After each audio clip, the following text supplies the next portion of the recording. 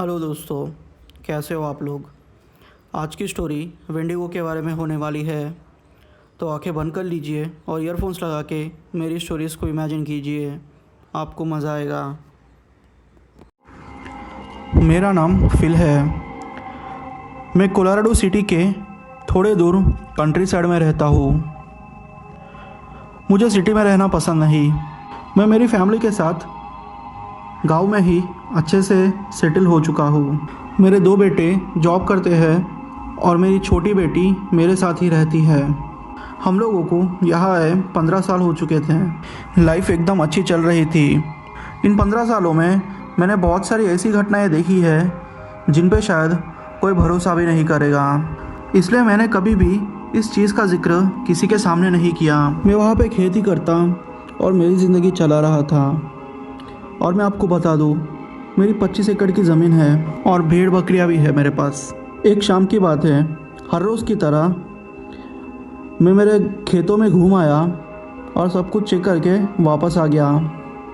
खाना खाया और फिर मेरी वाइफ के साथ मैं बातें करने लगा कि 15 साल यहाँ पे कैसे गुजर गए। रात के 1:30 बजे मेरी नींद एक आवाज़ से खुली।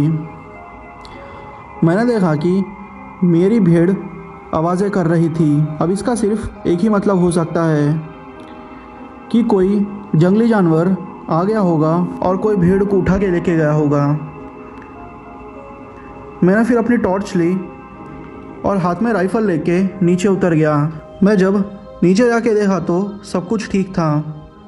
वहाँ पे कोई भी जानवर नहीं था, मगर पता नहीं क्यों मेरी भेड़ शांत होने का नाम ही नहीं ले रही थी।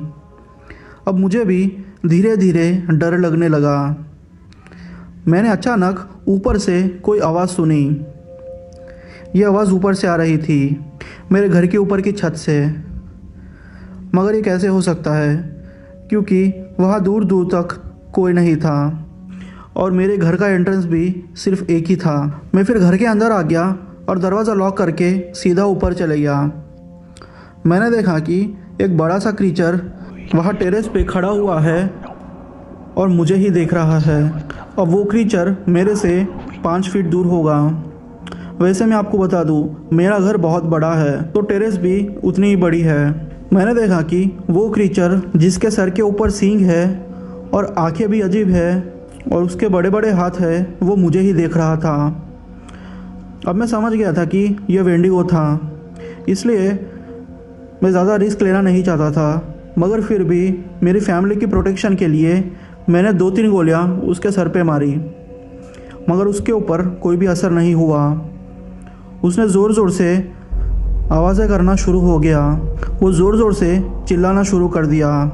अब मुझे तो ये डर लग रहा था कि इसकी आवाज़ें सुन के कहीं मेरी पत्नी ऊपर ना आ जाए। मैंने फिर ज़ोर ज़ोर से आवाज़ें करके और एक गोली उसके पेट पे मारी। वो टेरेस के ऊपर से कूद के जंगलों के अंदर चले गया। अब मुझे तो इस चीज़ के बारे में पता ही था, मगर किसी चीज़ के बारे में पता होना और उसको आंखों के सामने देखने में बहुत फ़र्क होता है। वो सीन देख के मैं बहुत डर गया। अब तकरीबन 1 महीना हो गया था उस घटना को घटे। मैं भी धीरे धीरे इस चीज़ को भूल गया था, मगर मुझे पता नहीं था कि आगे इससे भी डेंजर चीज़ें मेरी लाइफ में होने वाली है। एक रात की बात है। उस रात मेरी बेटी और मेरी वाइफ दोनों ही बाहर गए थे। उस रात को सिर्फ मैं अकेला था। एज़ यूजुअल मैं रात के 9 बजे ही सो गया। मेरी नींद अचानक एक आवाज़ से खुली। मैंने देखा कि वही आदमखोर मेरी खिड़की पे खटखटा के मुझे जैसे बुला रहा है। और हाँ दोस्तों, मैं आपको बता दूं कि जहाँ पे मेरी खिड़की थी, जिस रूम में मैं सोया था, वो फर्स्ट फ्लोर था। और पता नहीं वो फर्स्ट फ्लोर की खिड़की पे कैसे चढ़ा और ज़ोर ज़ोर से हंसने लगा और चिल्लाने लगा। अब वो इतनी ज़ोर ज़ोर से खिड़की को ऐसे पीट रहा था जैसे वो खिड़की तोड़ के अंदर आ जाएगा और वो मुझे मार देगा। अब सच बताऊँ तो दोस्तों, मुझे बहुत डर लग रहा था। ज़िंदगी में पहली बार मैंने डर का अनुभव किया, जिस डर की कोई भी सीमा नहीं थी। उसकी लाल लाल आँखें, सच में वो बहुत डरावनी थी। वो ज़ोर से चिल्लाया, जैसे कि उसको पता है कि मैं इस घर में अकेला हूँ और मेरी मदद कोई भी नहीं कर पाएगा। मैंने फिर अपनी राइफ़ल ली और हिम्मत दिखा के मैं कोने में आके छुप गया। अब ऐसा था कि मेरे घर का लॉक ख़राब हो गया था। मैं किचन के ही एक कबर्ड के अंदर छुप गया था। सोचा कि अगर वो दानव यहाँ पे आ गया तो उसको मरने से पहले 2-3 गोलियाँ तो मारूंगा। मैं उस कबर्ड में ही पड़ा रहा और वो दानव चिल्लाते हुए मेरे घर के अलग अलग खिड़कियों में जाके पीटता रहा, जैसे कि उसको मज़ा आ रहा हो मुझे डरते हुए देखने में। यार सच बताऊँ तो मैं बहुत डर गया था और पता नहीं मुझे कैसे नींद आ गई। जब मेरी आँख खुली तो सुबह हो चुकी थी और वो दानव भी मुझे फिर कभी नहीं दिखा। कभी कभी तो मुझे लगता है कि उस दानव को मुझे परेशान करने में बहुत अच्छा लगता था, क्योंकि अगर उसको मारना होता तो वो मुझे कब का मार चुका होता। वेंडिगो की बहुत ही लंबी हिस्ट्री है, खैर वो मैं आपको फिर कभी बताऊंगा। गनीमत ये थी कि मेरी जान बच गई और एक बात अच्छी थी कि मेरी वाइफ उस टाइम पे वहाँ नहीं थी, वरना उसके साथ क्या होता। क्या कभी आपने सुना है कि कोई वेंडिगो इस कदर आपके पीछे पड़ गया हो कि आप जहाँ भी जाओ वो आपके पीछे ही आ रहा हो? वेल ये स्टोरी स्टार्ट होती है 2018 से, जब मैं पहली बार अपने दोस्तों के साथ कैंपिंग पे गया था। उस टाइम मेरी उम्र 14 साल की थी। मैं मेरे 3 दोस्तों के साथ और उनके मम्मी पापा के साथ कैंपिंग गया था। हम लोगों ने खूब एंजॉय किया और रात के वक्त हम लोग टेंट में सो गए। रात के तकरीबन 3 बजे होंगे कि मेरी नींद खुली। मुझे टॉयलेट जाने की ज़रूरत महसूस हुई। मैंने फिर टेंट की चेन खोली और बाहर निकल के थोड़ा दूर झाड़ियों में अपना काम करने लगा। नदी के उस पार मैंने देखा कि एक क्रीचर वहीं पे खड़ा हुआ है और वो पानी पी रहा है। वो देख के मैं वहीं पे जैसे फ्रीज़ हो गया, क्योंकि मेरी लाइफ में मैंने कभी भी ऐसा दानव ज़िंदगी में नहीं देखा और वो दिखने में बहुत डरावना था। मैंने सोचा कि धीरे धीरे अपने टेंट के अंदर चले जाऊंगा ताकि उसकी नज़र मेरे पे ना पड़े, मगर जैसे ही मैंने पीछे मुड़ के जाने की कोशिश की, उसने अचानक से दूर से ही मेरी तरफ देखा, जैसे कि उसको पता हो कि मैं क्या सोच रहा हूँ। वो मुझे देख के ज़ोर ज़ोर से हंसने लगा। उसकी हंसी की आवाज़ सुन के बाकी के दोस्त और उसके मम्मी पापा बाहर आए और मुझे संभाला। तब तो ज़्यादा कुछ हुआ नहीं। उसके बाद 3 साल ऐसे ही गुजर गए। मैं उसके बाद कभी कैंपिंग पे गया नहीं एंड मुझे ऐसे कोई एक्सपीरियंसेस नहीं हुए। फिर जब मेरी उम्र 18 साल की हुई तो मैं कैंपिंग करने के लिए दूसरी जगह पे गया, यानी जहाँ पे मुझे वो दिखा था वहाँ से तकरीबन 100 मील वो जगह दूर होगी। मैं वहाँ पे कैंपिंग पे गया दूसरे दोस्तों के साथ। मैं एंजॉय कर रहा था। वेल हम लोगों का प्लान ये था कि रात में बॉनफायर के आगे हम लोग डांस करेंगे और गाने वगैरह गा के अपना टाइम एंजॉय करेंगे। और हुआ भी ऐसा। हम लोगों ने अच्छे से टाइम स्पेंड किया और रात के तकरीबन 11 बजे हम लोगों ने सोने का प्लान बनाया। पर हम में से एक दोस्त ऐसा था कि उसने कहा कि वैसे भी कल हम लोग चले जाने वाले हैं, तो क्यों ना हम लोग ये रात को थोड़ा जंगल एक्सप्लोर करें। वैसे उसका आइडिया भी बुरा नहीं था। हम लोगों ने फिर जंगल एक्सप्लोर करने के लिए जंगल के अंदर चले गए। जंगलों की वो डरावनी आवाज़ कभी कभी अच्छी लगती थी, जैसे कि छोटे छोटे जानवरों की आवाज़ या पत्तों की चटकने की आवाज़। फिर ये तय हुआ कि हम लोग अलग अलग रास्ते लेके इसी पॉइंट पे मिलेंगे। मैं और मेरा दोस्त और दूसरे 2 दोस्त अलग अलग हो गए। हम दोनों फिर दूसरी जगह जाके यहाँ वहाँ घूमने लगे। अब हवा जैसे अचानक से बदल गई। वहाँ का माहौल बहुत डरावना हो गया। मुझे वही फील आ रही थी जैसी फील मैंने जब उसको पहली बार देखा था तब आई थी। एकदम डरावनी, कोई भी आवाज़ नहीं, ना पक्षियों की, ना जानवरों की, ना पत्तों के चटकने की। सब कुछ जैसे थम गया हो। फिर पीछे से मुझे किसी के चलने की आवाज़ सुनाई दी। जब मैंने और मेरे दोस्त ने देखा तो वो वही था साला, वेंडिगो। उसको जैसे समझ में आ गया हो कि मैं यहीं पे हूँ। पर यह कैसे हो सकता है? वो मुझे पहली बार जहाँ दिखाता वहाँ से तो ये जगह बहुत दूर है। न जाने कितने रोड है, न जाने कितना दूर रास्ता है। वो साला यहाँ कैसे आ गया? मुझे तो समझ में नहीं आ रहा था। उसकी नज़र मेरी नज़रों से मिली।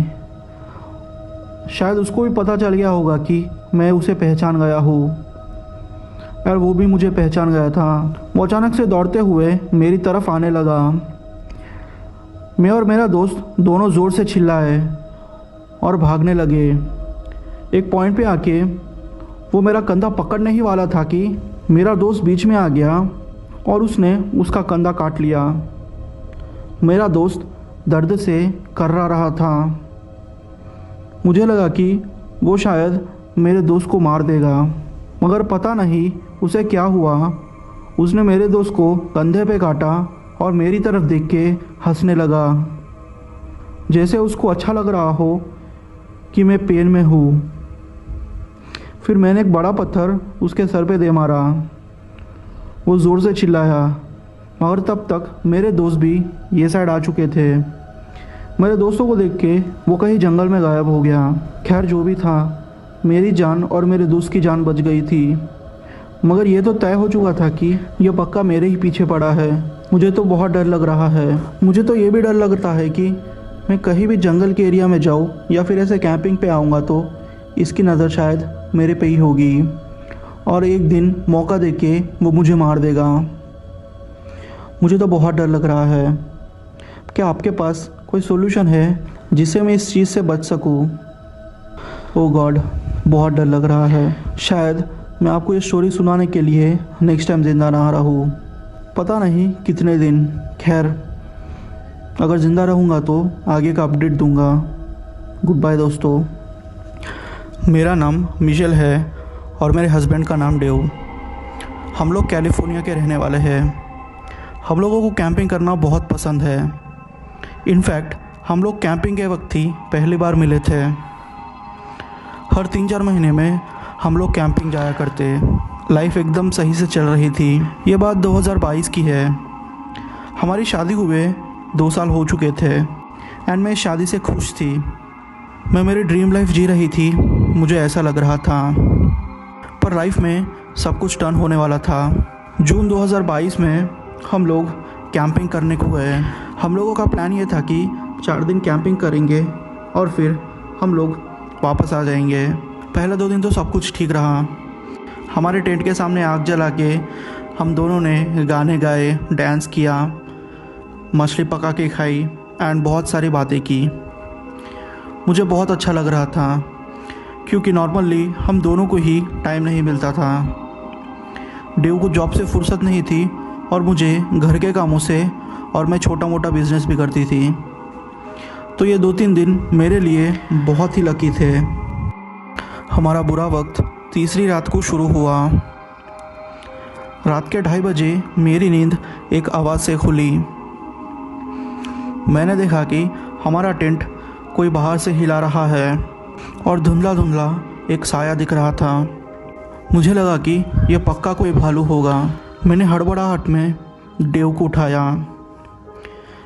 जब डेव उठे तो समझ गए कि यह प्रॉब्लम क्या है। उन्होंने अपनी राइफ़ल उठाई और मुझे कहा कि जब मैं बोलूँ तो दौड़ के अपने गाड़ी के पास चले जाना और गाड़ी को चालू कर देना। मैंने भी फिर डेव से ज़्यादा क्वेश्चंस नहीं पूछे। डेव ने अपनी राइफ़ल उठाई और मुझे कहा कि जैसे ही मैं चेन खोलूँ भागना शुरू कर देना। हम लोगों ने जैसे ही टेंट की चेन खोली, जब बाहर जाके देखा तो हम लोगों के होश उड़ गए। मैंने देखा कि वहाँ पे एक दानव जैसा कुछ खड़ा हुआ है, जिसकी आंखें लाल लाल थी और उसके सींग थे। वो दिखने में तो बिल्कुल ही एक आदमी जैसा लग रहा था, जैसे कोई आदमी बड़ा हो और सूख गया हो और उसके पूरे शरीर पे बाल हो, वैसा कुछ। क्योंकि मैंने तब तक वेंडिगो के बारे में कुछ भी नहीं सुना था। अब उसको देख के मैं बहुत ही डर गई। डेव ने उसके सर पे 2-3 गोलियां मारी, मगर उस गोलियों का असर उस पर कुछ भी नहीं हुआ। वो हमारी ओर भाग के आने लगा। मैं आपको बोल नहीं सकती कि उस रात को मुझे इतना डर लगा कि शायद मैं हार्ट अटैक से मर जाती। हम लोग वहाँ से भागते हुए हमारी गाड़ी की तरफ आने लगे। और मैं आपको बता दूँ, हम लोगों ने कैंपिंग ऐसी जगह पे की थी जो एरिया बहुत दूर था, तकरीबन 2-3 किलोमीटर दूर होंगे। हम दोनों ने ही गाड़ी की तरफ भागना शुरू कर दिया। मैं तो गाड़ी तक आ गई, मगर उस दानव ने डेव का पैर पकड़ लिया और मेरे सामने ही डेव को मार दिया। उसने पहले डेव की छाती चीरी और ज़ोर ज़ोर से हंसने लगा, जैसे कि वो मुझे छिड़ा रहा हो और मेरी परिस्थिति पे हंस रहा हो कि मैं कैसे लाचार हूँ। वो दृश्य मेरे दिल में ऐसा बैठ गया कि मैं वो अब तक भूल नहीं पाई। मेरे सामने ही मेरे डेव की मौत हो गई। वो चिल्लाता रहा, मगर उस दानव ने मेरे डेव को नहीं छोड़ा। आज तक मुझे वो सपने आते हैं जहाँ उस दानव ने मेरे डेव को मार डाला। मैं आज भी उसको याद करती हूँ। मैंने आज तक शादी नहीं की। अभी भी सोचती हूँ कि शायद हम लोग कैंपिंग पे ना ही जाते तो अच्छा होता। मैंने कभी नहीं सोचा था कि मेरी ज़िंदगी ऐसे हो जाएगी।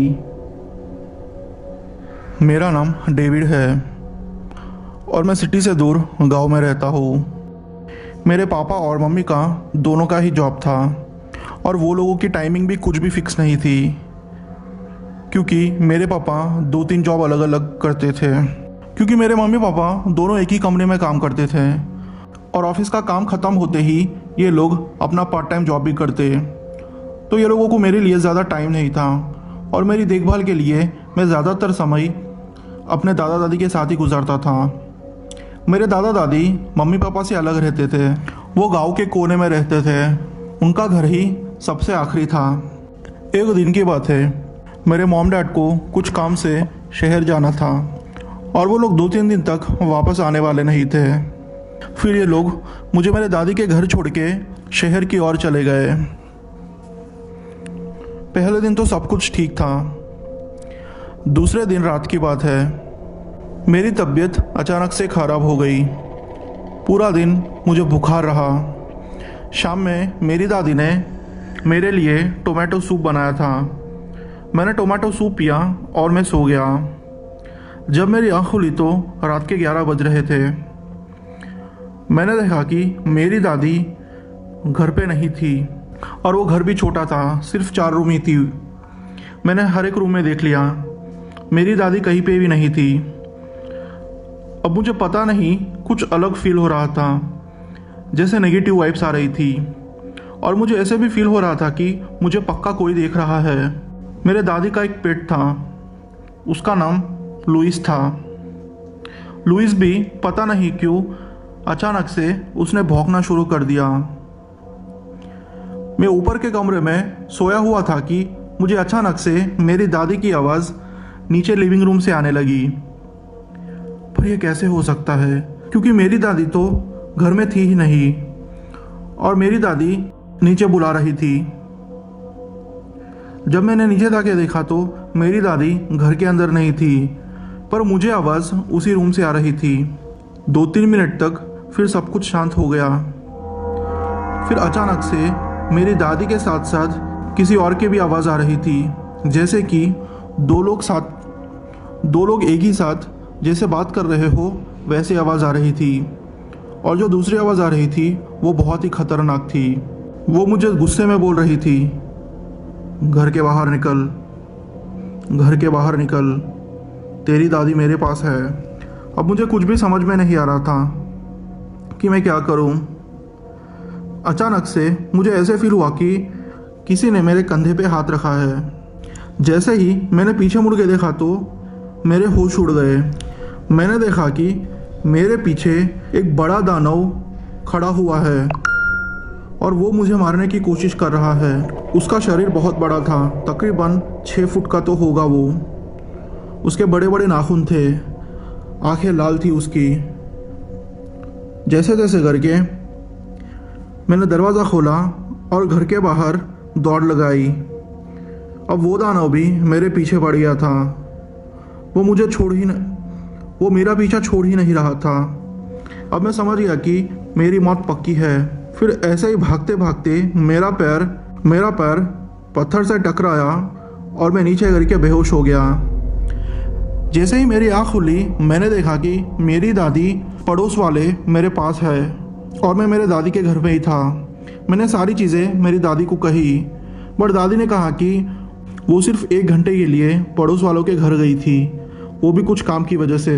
वहाँ पे किसी ने भी मेरी बात नहीं मानी। वो लोगों ने कहा कि तुम्हें बुखार आया है इसलिए तुम्हें ये सारी चीज़ें फील हुई। वैसी चीज़ें नहीं होती रियलिटी में। अब उस दिन ऐसा था कि मेरी दादी वहाँ घर पे अकेली थी और मेरे दादा भी अपने दोस्तों के साथ बाहर गए थे फिशिंग करने के लिए। जब मेरे दादा वापस आए तो मेरे दादा को मैंने सारी चीज़ें कही तो उन्होंने कहा कि उनको भी ऐसी आवाज़ें बहुत सुनाई देती थी और उन्होंने भी वेंडिगो को देखा है। आज मेरी उम्र 20 साल की है, मगर आज भी मैंने जो देखा था, मैंने जो सुना था, उस चीज़ को मैं सच मानता हूँ। खैर जो भी हो, उस दिन मेरी जान बच गई।